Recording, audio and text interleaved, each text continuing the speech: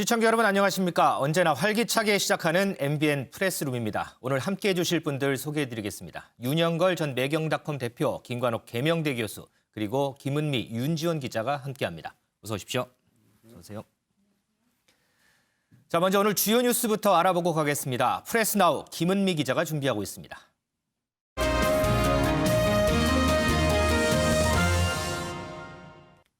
이 시각 주요 뉴스 알아보겠습니다. 지난 5일 저녁 최태원 SK그룹 회장의 주도로 이재용 삼성전자 부회장과 정의선 현대차그룹 회장, 구광모 LG그룹 회장이 만난 것으로 알려졌습니다. 지난 9월 회동 이후 2개월여 만으로 고 이건희 삼성그룹 회장의 상을 치른 이재용 부회장을 위로하고 또 미국 대선 결과에 따른 국내 경제 여파를 논의하는 자리였던 것으로 알려졌습니다. 김경수 경남지사의 항소심에 참석한 사람의 가족이 확진 판정을 받아 김 지사도 어제 하루 일정을 전면 취소했습니다. 다만 김 지사가 직접 접촉자가 아닌 만큼 김 지사는 오늘부터 다시 예정대로 일정을 소화한다는 계획입니다. 코로나19 신규 확진자가 이틀째 세 자릿수를 기록하는 가운데 방역당국이 수도권의 거리 두기 단계를 1.5단계로 격상할 수 있다고 밝혔습니다. 정부는 코로나19의 확산 속도가 방역당국의 추적과 억제 속도에 비해 조금씩 앞서는 상황이라며 방역수칙 준수를 거듭 당부했습니다. 천정부지로 치솟는 아파트 매매값과 민간택지 분양가 상한제 부활로 수도권 청약 경쟁이 연일 신기록을 세우고 있습니다. 서울 아파트 1순위 평균 청약 경쟁률은 71대 1로 지난해보다 2.2배 치열해졌고 경기와 인천도 경쟁률이 3배로 뛰었습니다. 청약통장 가입자는 2,680만 명을 넘어서서 우리나라 인구의 절반이 넘게 가입한 것으로 집계됐습니다. 지금까지 이 시각 가장 핫한 뉴스 프레스나우였습니다.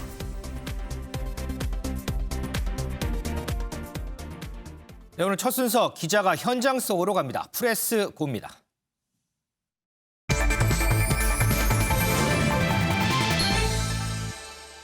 네, 이재용 삼성전자 부회장의 이 국정농단 사건 파기환송심이 오늘 공판 준비기일을 시작으로 오늘부터 시작이 됩니다.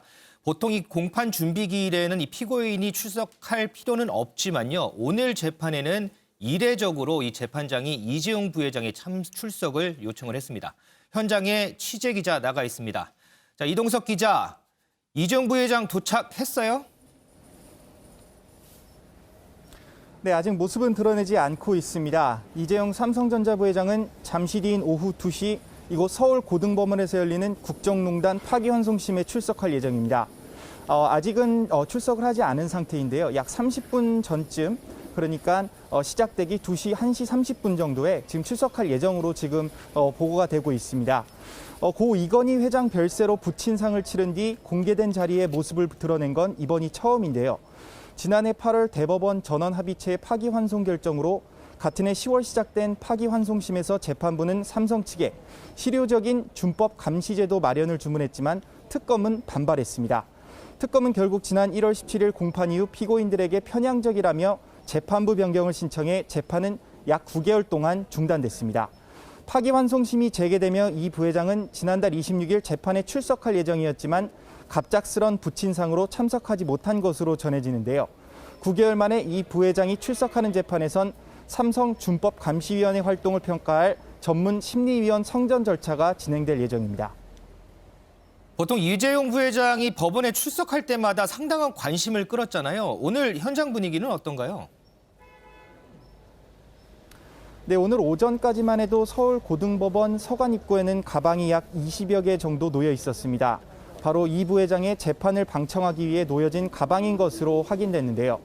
과거 국정농단 재판이 일반인들에게 큰 관심을 끌며 방청권을 얻기 위한 시민들의 대기줄이 전날부터 형성된 것에 비하면 다소 한산해진 모습입니다. 지금 이재용 부회장이 출석을 한 상태인데요. 잠시 기자들의 질의응답에 답할 것으로 전해지고 있습니다. 네, 삼성의 준법감시위원회 심리위원은 모두 3명으로 재판부는 강일원 전 헌법재판관, 이 부회장 측은 김경수 변호사, 특검은 비공개로 한 명을 추천한 것으로 전해집니다. 네, 지금 이재용 삼성전자 부회장이 방금 이 서울 고등법원에 도착을 한 모습입니다. 지금 기자들이 간단한 질의응답을 좀 할 것 같은데 과연 이재용 부회장이 어떤 대답을 하고 이 법정 안으로 들어갈지 좀 관심입니다. 자, 이동석 기자 다시 한번 불러보죠. 이동석 기자. 앞서 저 얘기를 했지만 보통 이제 공판 준비기일에는 피고인이 출석을 하지 않잖아요. 그럼에도 불구하고 오늘 이렇게 법정에 출석한 이유가 있나요? 네, 오늘 열리는 이 부회장의 재판은 공판 준기기일로 지정돼 있어 피고인의 출석 의무는 없습니다. 하지만 지난 6일 재판부는 이례적으로 이 부회장에게 법원에 출석하라는 소환장을 보낸 것으로 확인됐는데요. 이에 따라 오늘 재판에선 특검과 재판부 그리고 이 부회장 측의 상세한 의견 교환이 이뤄질 것으로 예상됩니다. 재판부는 심리위원회 평가 결과를 이 부회장의 양형에 반영할 것으로 보이는데요. 이르면 올해 안에 재판이 끝낼 가능성도 있습니다. 이처럼 국정농단 재판은 마무리 국면이지만 삼성 경영권 불법 승계 의혹 사건 재판은 이제 시작인데요. 이 부회장은 국정농단 재판이 끝나더라도 불법 승계 의혹으로 법원에 계속 출석하게 될 것으로 예상됩니다. 지금까지 서울고등법원에서 MBN 뉴스 이동석입니다. 네, 이재용 삼성전자 부회장이 이 국정농단 사건 이 파기환송심 재판을 위해서 방금 전에 이 서울고등법원에 출석하는 모습을 보셨습니다. 들어가면서 아마 아무 얘기도 안 한 것 같은데 이제 재판을 마치고 나오면서 또 어떤 얘기를 할지는 좀 더 지켜보도록 하겠습니다. 자, 그러면 첫 번째 프레스콕 바이든 당선인 얘기로 시작합니다.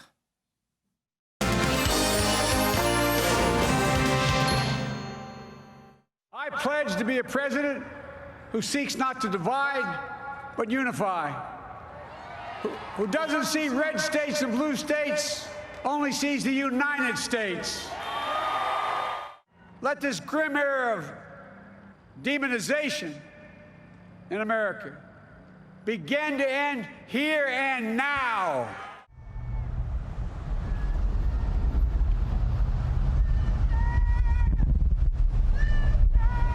What democracy looks like. This is what democracy looks like.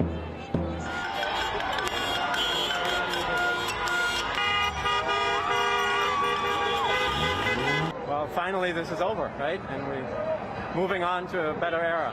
Hoping that, Biden can do what people hope he can do.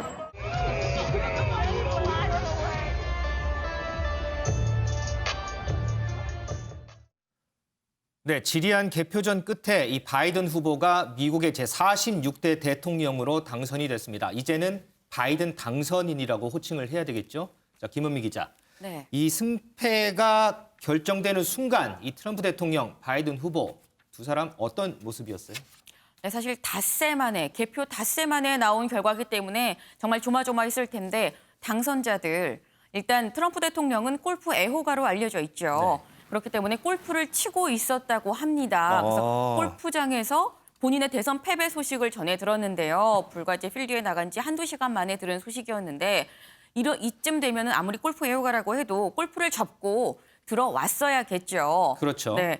반면 바이든 당선인은 집에서 가족들과 함께 있었다고 합니다. 그리고 이 가족들과 함께 있으면서 가장 처음 이 승리 소식을 이긴 소식을 바이든의 손녀가 직접 자기의 할아버지에게 알려줬다고 하는데요. 사진에서도 보시는 것처럼 온 가족이 다 저렇게 이렇게 같이 모여서 얼싸안고 참 기뻐하는 모습이에요. 근데 반면 그 반대편에 지금 트럼프 대통령이 나오는데 아까 말씀드린 것처럼 골프를 중간에 치다가 다시 접고 이제 집으로 갈 수밖에 없는 상황에서 그 주변에 바이든 지지자들이 상당히 비난과 야유를 포부었다고 합니다.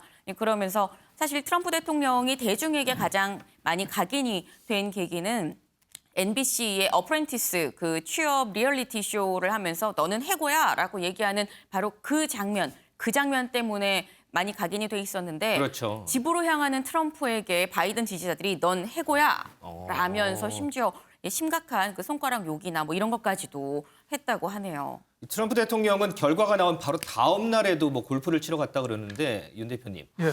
골프장에서 자신의 패배 소식을 들은 트럼프 대통령 어떤 심경이었을까요?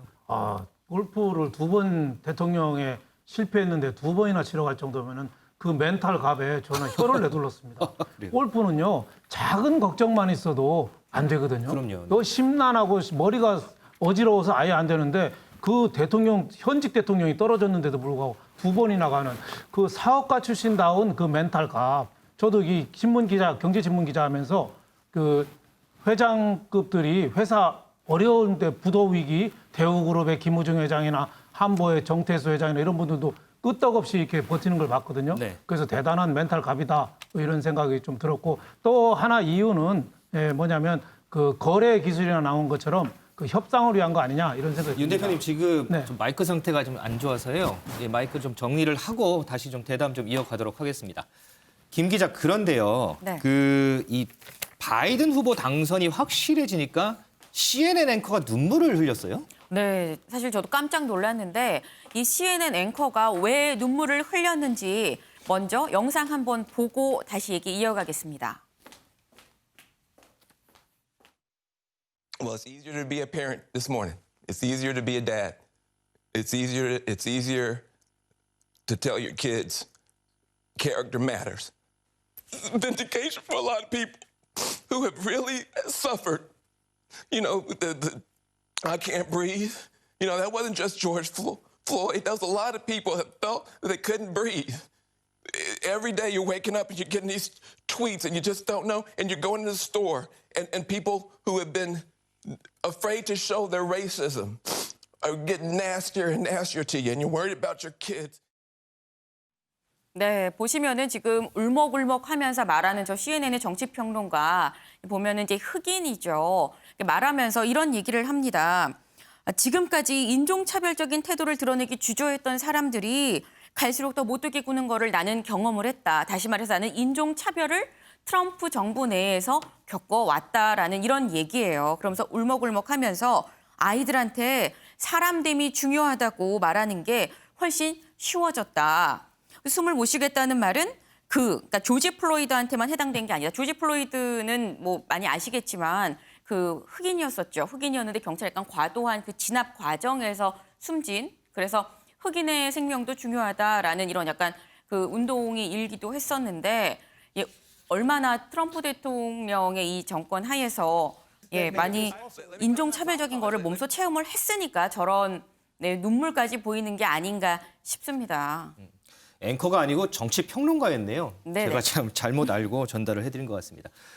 그리고 윤 대표님 조금 전에 이제 예. 논평하시던 거 마저 좀 마무리 좀 해주시죠. 네, 트럼프 대통령이 대선에 떨어졌는데도 불구하고 두 번 골프에 나간 거는 사업가 출신다운 그 멘탈 갑 그걸 좀 보여준 거고요. 또 하나는 그 트럼프 대통령이 대통령 되기 전에 쓴 거래 기술이라는 책을 보면은 네네. 그 거래하는 방법에 대해서 나와 있어요. 협상의 달인. 네. 아무리 코너에 몰려도 코너에 몰렸다는 생각을 안 하고 오히려 협상에서 우위에 설 거라 이거죠. 그래서 지금 트럼프 대통령이 그 측근 비리나 권한 남용 여러 가지 그 혐의에도 연루될 가능성이 많잖아요. 네네. 그러니까 지금 정치 일정이 12월 이대로 승복을 안 하면 12월 8일 날 선거인단 확정되고 12월 14일 날 대통령 선출하고 그렇죠. 내년 1월 20일 날 대통령 취임하거든요. 네네. 앞으로 2달 열흘 있어야지 대통령 취임하니까 트럼프 대통령이 비록 패배한 대통령이지만 나도 주도권은 내가 갖고 있다. 바이든 대통령 네가 나한테 부탁해봐. 협상에서 절대로 밀리지 않겠다. 저는 그런 그 협상 전략이 아닌가 이런 생각도 조금 해봤습니다. 이번에 당선된 이 바이든 당선인한테는요 3명의 여성이 연결이 됩니다. 우리 윤지연 기자 발제 보시고 이 여성들이 어떤 여성들인지 대담 이어가도록 하겠습니다. 삼수 끝에 승리를 거머쥔 조 바이든 미국 대통령 당선인. 유독 치열했던 그의 대선 레이스엔 조력자인 세 여인이 있었습니다. 첫 번째 조력자는 바이든의 인생 동반자인 부인 질 바이든 여사입니다. 대학에서 영장문을 가르치는 질 여사는 역대 최초로 직업을 가진 퍼스트레이디가 될 것으로 보이는데요. 사고로 첫 번째 부인과 딸을 잃은 바이든 당선인과 재혼해 가정을 재건한 치유의 아이콘으로 꼽힙니다. 지난 8월 민주당 전당대회 당시 남편의 아픈 가족사를 꺼내며 치유의 힘을 얘기해 바이든의 회복력으로 미국을 다시 일으켜 세울 수 있다는 점을 강조해 큰 인상을 남겼습니다. How do you make a broken family whole? The same way you make a nation whole. With love and understanding, and with small acts of kindness. With bravery, with unwavering faith. 두 번째 조력자 부통령 카멀라 해리스인데요. 미국 역사상 첫 번째 여성 부통령이자 첫 흑인 아시아계 부통령이라는 새 역사를 쓴 해리스. 이번 선거에서 흑인 표심을 결집시키는 건 물론 여성 유권자로까지 외연을 확장하는 역할을 했습니다. 차기 유력 대선 주자로 꼽혀 앞으로가 더 기대되는 인물입니다. 선거 전략가로 불리는 여동생 발레리 바이든 오웬스의 숨은 조력도 있었는데요. 발레리는 어릴 적 말을 더듬는 증상이 있었던 오빠를 정계로 이끌었고 이후 바이든 당선인이 7번의 상원의원, 2번의 부통령, 그리고 대통령 당선인이 되기까지 모든 선거에서 캠페인을 총괄한 인물로 꼽힙니다.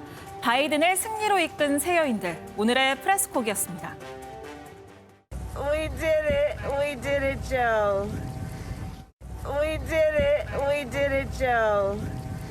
You're going to be the next president of the United States. And protecting our democracy takes struggle. It takes sacrifice. But there is joy in it. And there is progress. Dream with ambition. Lead with conviction that we will applaud you every step of the way. 자, 바이든 당선인과 연결이 된 3명의 여성들, 그중에서 첫 번째 이 해리스 부통령 얘기부터 좀 해보겠습니다. 윤지영 기자. 네. 저는 이렇게 해리스 부통령을 보면 글쎄요, 제 생각인지 모르겠는데 저는 오바마 전 대통령이 계속해서 좀 생각이 나더라고요. 네, 그렇습니다. 아마 아메리칸 드림으로 대표되는 인물이라고 볼 수 있을 것 같은데요. 자메이카 이민계 출신 아버지와 인도계 이민자 출신인 어머니 사이에서 태어나서 변호사로 활동을 했는데 본격적으로 정치에 뛰어든 건 2010년입니다. 캘리포니아주에서 흑인 최초로 또 여성 최초로 법무부 장관을 지냈는데요. 우리나라는 법무부 장관을 대통령이 임명을 하잖아요. 그런데 미국의 경우에는 그 유권자들이 직접 선출하는 방식으로 뽑고 있거든요. 그렇기 때문에 여기에서 어떤 표심몰이를 할 수 있다는 그러한 가능성을 먼저 처음으로 엿보여준 사건이라고 볼 수 있습니다. 그런데 좀 털털한가 봐요. 보면은 뭐 운동화 신는 모습, 뭐 트레이닝복 입은 모습 이런 모습도 자주 보이더라고요. 네, 맞습니다. 방금 전에 선거 승리를 접하고 보여준 모습, 캐주얼한 차림에 이렇게 털털하게 웃는 모습, 우리나라 정치인들에게는 좀 보기 힘든 모습이잖아요. 그렇죠, 네. 그런데 해리스는 미국에서도 워싱턴 정치인의 전형성을 벗어난 대표적인 인물로 꼽힙니다. 이번에 대선 레이스 과정에서도 보시면 어떤 스키니진 차림에 미국의 대표적인 운동화라고 할 수 있는 컨버스 운동화를 신고 있는 모습이 굉장히 자주 노출이 됐어요. 저 신발이죠? 화면에 네, 맞습니다. 저 신발인데 저 신발의 경우에는 미국인들이 어떤 문화적인 쿨함의 상징으로 생각하고 있다고 해요. 그래서 이게 젊은 층들 사이에서 굉장히 활발한 이미지, 활기찬 이미지로 인기를 끌었고 그래서 이게 트위터에 이 영상을 올렸더니 조회수를 800만 가량 달성하는 그런 굉장히 이례적인 일도 보였는데 개성이 뚜렷하고 또 확장성이 있다는 점에서 앞서 말씀드린 것처럼 차기 대선 후보로 꼽히고 있기도 하고요. 또 바이든 당선인이 굉장히 고령에 앞으로 재선에는 나서지 않겠다고 밝힌 만큼 바이든 행정부에서도 해리스의 역할이 굉장히 클 것으로 기대됩니다. 그래서 지금 벌써부터 차기 대권 주자로 꼽히잖아요. 네. 저도 좀 쿨함을 강조하기 위해서 저 신발 하나 좀 사서 신어야 될 것 같습니다. 자, 김 교수님, 저 영부인이 될 이제 질 바이든 여사요. 네. 지금 대학 교수로 활동 중인데 백악관에 입성해서도 계속해서 이 일을 하겠다 이렇게 밝히고 있거든요. 그런데 영부인도 또 나름대로 할 일이 많잖아요. 이렇게 그렇죠. 좀 투잡이 가능할까요? 가능할 수 있도록 해보겠다는 거죠. 그러니까 새로운 형태의 그 퍼스트 레이디 상을 한번 구현해보겠다, 도전하는 모양인 것 같습니다. 20년간 사실 그 교사 생활을 했거든요. 그리고 2007년에 유니버시티 오브 델라웨어에서 박사학위를 굉장히 뒤늦게 받았어요. 네네. 그래서 지금 바이든 당선인이 부통령으로 이제 워싱턴에 있을 동안 거기 가까운 노던 버지니아 커뮤니티 칼리지가 있습니다. 거기에서 영어학을 강의를 했어요. 그래서 지금까지도 그걸 강의하고 있는데 네. 지금 뭐 영부인이 된 이후에도 그걸 계속해서 하겠다 뭐 이렇게 얘기를 하고 있고 바이든 당선인에 미치는 영향은 아주 압도적이라고 얘기를 해요. 그렇더라고요. 이번에 이제 해리스 부통령 후보자도 사실은 지금 부인이 지금 추천한 걸로 알려지고 있습니다. 그래서 소위 수석 보좌관이다 뭐 이렇게까지 좀 알려지고 있는 것이기 때문에 그 영향력이 아주 지대하고 지금 이제 교수 생활을 계속하면서 민심을 전달하는 그런 역할을 하지 않을까 뭐 이렇게 예상을 해봅니다.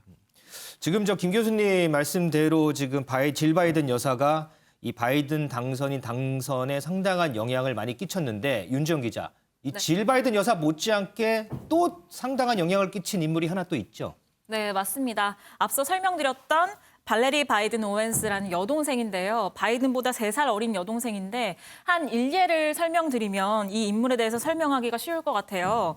바이든이 처음으로 델라웨어주에서 최연소 상원의원으로 당선됐을 때였죠. 1972년도에 이때 당시에 바이든 굉장히 가난해서 우편물을 돌릴 돈도 없었다고 해요. 그런데 이때 오웬스가 생각해낸 아이디어, 바로 바이든 우체국이라는 캠페인이었는데 이게 뭐냐면 1,700명 정도의 자원봉사자들을 모집해서 이 봉사자들이 유권자들의 집에 매주 선거 홍보물을 나눠주는 방식으로 캠페인을 진행을 했다고 해요. 그래서 결론적으로는 바이든 당선인의 최연소 그 상원의원 당선을 이끌 수 있었고요. 이때 나이가 고작 27살이었는데 이후에도 약 10여 차례의 선거에서 바이든을 도와서 성공적인 선거로 이끈 인물입니다. 그래서 바이든은 자서전에서 평생 가장 친한 내 친구라고 표현을 하기도 했고 미국 언론에서는 이 오웬스가 바이든의 분신과 같은 존재다라고 말을 했습니다. 이 바이든 당선인의 전 처죠. 이게 처와 그 딸이 교통사고로 사망을 했을 때 이 여동생 오웬스가 남은 조카들을 또 다 돌봤다 뭐 이런 얘기도 들리더라고요. 네, 맞습니다. 이 트럼프 대통령이 이제 당선이 되면서 딸인 이방카가 같이 이제 백악관을 들어갔죠. 그러면 이렇게 조력자 역할을 해온 이 오웬스라는 여동생 백악관에 함께 입성할 가능성도 있는 건가요? 네, 그동안에 어떤 참모와 비슷한 역할을 했기 때문에 백악관 입성 가능성도 굉장히 크다고 볼 수 있을 것 같은데요. 여성운동을 지속적으로 해온 인물인 만큼 이 백악관에 입성했을 때 어떤 정책을 펼지도 좀 관심이 모입니다. 반면에 현재 이제 트럼프 대통령 주위에도 여러 여성들이 있죠. 그중에 네. 특히 멜라니아 여사는 지금 트럼프 대통령한테 패배 승복을 권유해라 뭐 이런 얘기도 있더라고요. 네, 먼저 멜라니아가 대선 후에 첫 번째로 올린 공개 발언을 먼저 보시면요. 트위터를 통해서 올렸는데 미국 국민들은 공정한 선거를 받을 자격이 있다라고 하면서 불법이 아닌 합법적인 표는 다 집계돼야 한다고 적었습니다. 불법이 아닌 합법적인 표, 이런 얘기 트럼프 대통령이 많이 하는 얘기잖아요. 네. 대선 사기를 주장하면서 내놓는 근거인데 이렇게 얘기를 한 걸 보면 멜라니아 여사도 그럼 대선에 불복하는 건가라는 생각을 하기 쉬운데 또 그 언론을 통해서 접해보면 멜라니아 여사는 어떻게 보면 우아한 출구 전략을 좀 지속적으로 조언을 하고 있다고 해요. 그래서 패배에 승복하라라는 조언을 하고 있다고 하고요. 또 여담이지만 일각에서는 멜라니아 여사가 트럼프가 재선을 실패한 것에 오히려 기뻐한다. 이런 그래요? 얘기들도 나온다고 하는데요. 왜요? 네. 왜 그러냐면 그동안에도 멜라니아 여사와 트럼프 대통령 공식석상에 따로 나타나거나 아니면 지금 각방을 쓰고 있다 뭐 이런 보도가 나오면서 불화설이 지속적으로 제기돼 왔습니다. 그런데 트럼프가 대통령으로 재임하는 기간 중에 이혼을 하게 된다면 그럼 혹시 보복을 당하지 않을까라는 생각 때문에 이혼을 못하고 있었다. 그런데 이제 재선에 실패했으니 이혼장을 낼 거다. 뭐 이런 얘기들도 흘러나오고 있습니다. 반면에 이 트럼프 대통령의 딸인 이방카 같은 경우에는 뭐 대선 결과를 좀 부정하고 있다 뭐 이런 얘기도 나오고 그 남편인 쿠시너 선임 보좌관은 트럼프 대통령에게 승복을 설득 중이다 뭐 여러 가지 뭐 보도들이 나오더라고요. 윤 대표님. 네.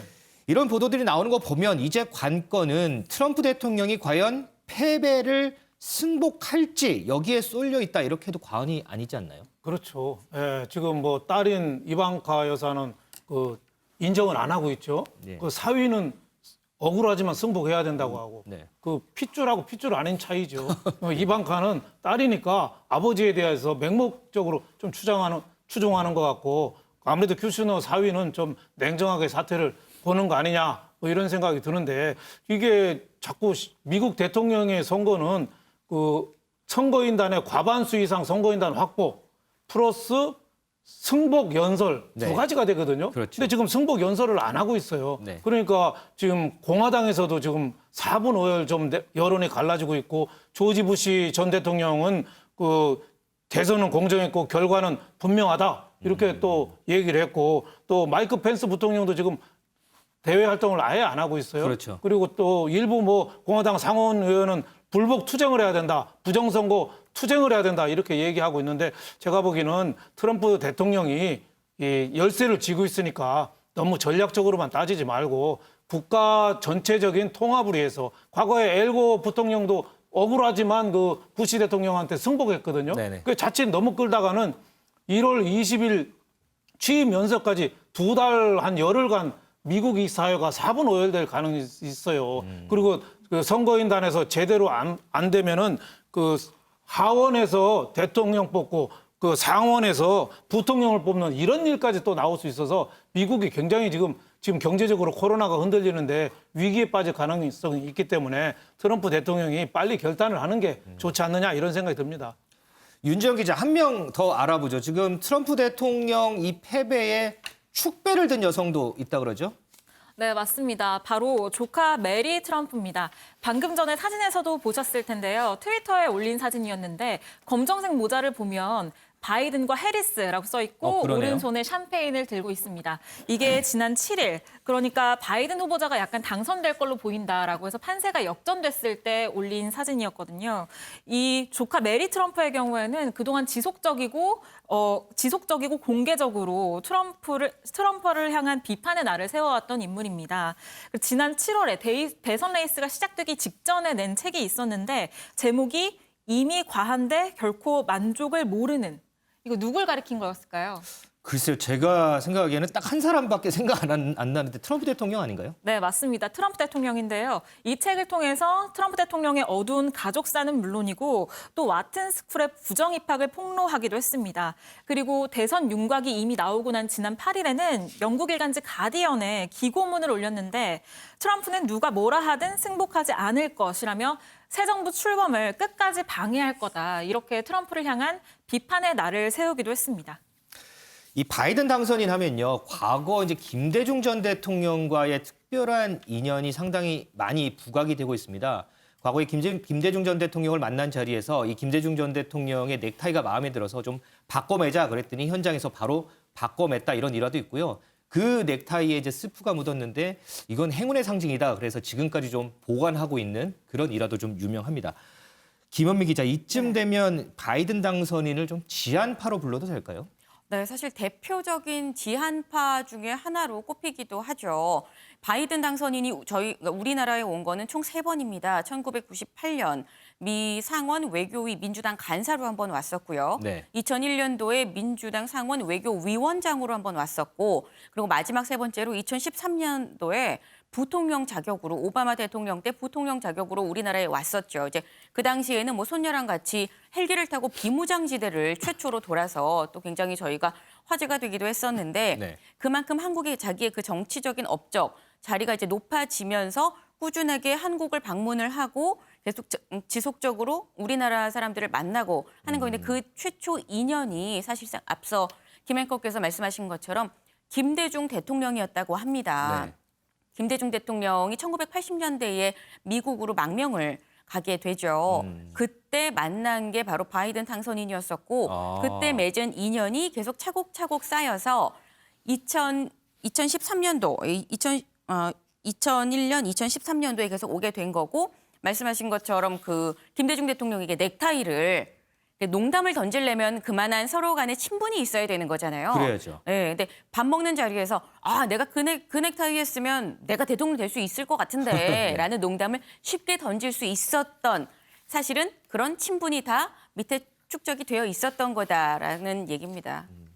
김 교수님은 어떻게 보세요? 과거에 또 일각에서 보면 과거에 이제 클린턴 행정부가 햇볕 정책을 수용을 했잖아요. 그만큼 김대중 전 대통령과 클린턴 대통령은 소위 케미가 맞았는데 이게 지금 문재인 정부와 바이든 행정부도 그렇게 될 것이다라는 그런 예상도 좀 있긴 하거든요. 어떻게 보세요? 전 그럴 가능성이 매우 높다. 그러니까 지금 트럼프 행정부 시대 때 한미 관계라는 게 좀 압박을 하는 뭐 이런 관계였다면 네. 이것이 조금 더 상식적인 정상적인 관계로 좀 회귀되는 거 아닌가 그런 기대를 해보는데요. 그 이유가 두 가지가 있습니다. 이 두 분이 공통점이 있어요. 민주주의에 대한 가치가 굉장히 강력한 의지를 갖고 있어요. 그리고 두 번째는 한미동맹이 굉장히 기묘하다. 네. 그 필요성에 대한 어떤 강력한 의지. 이 두 가지가 공감대가 있기 때문에 그런 기반 속에서 아마 협력 관계가 굉장히 많이 발생할 수 있을 것 같다고 생각을 하고요. 특히나 이제 사실 한미 관계에서 지금 가장 현안이 되고 있는 건 방위 분담금, 주한미군, 뭐 철수 문제, 그리고 전자권 뭐 이런 전환 문제 이런 건데 사실은 합리적인 선에서 이 부분들은 다 조기에 해결될 가능성이 매우 높다.